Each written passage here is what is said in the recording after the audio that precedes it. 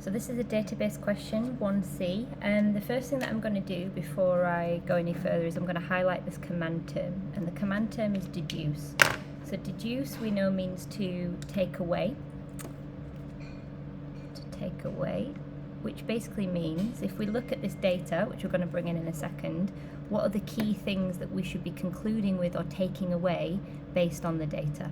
Now, it's asking for a little bit more than that. It's not just asking for the whole set of data and say anything you like. It wants you to specifically take note of high level of participation in sport and what can we infer about that. So I think SL, possibly this was a 3-mark question, and HL 2 marks. So you need to be drawing at least 2 to 3 points out of this data. So let's have a look.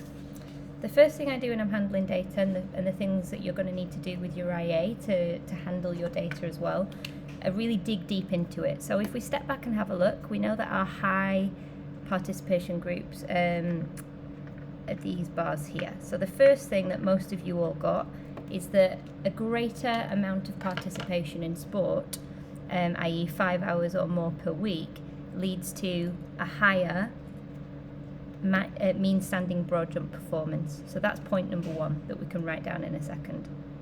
On top of that, if we start to have a look at maybe the biggest differences and the smallest differences, we can see that, for example here, the highest result actually comes from quite a powerful plyometric based sport, which isn't surprising, and that's gymnastics. That's the biggest.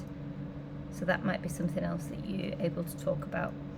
There are other things as well. If we have a look at, for example, the differences, we can see that for every single sport, all of the high participation people were outperforming the others. Now, some of you started to draw on that, but you didn't always make a direct comparison between low and moderate.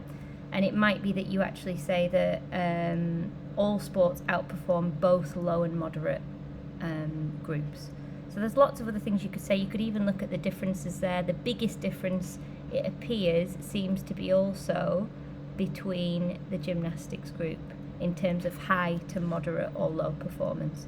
So the gymnasts really have the strongest results overall. Okay, so there's our answer. Feel free to press pause and to review.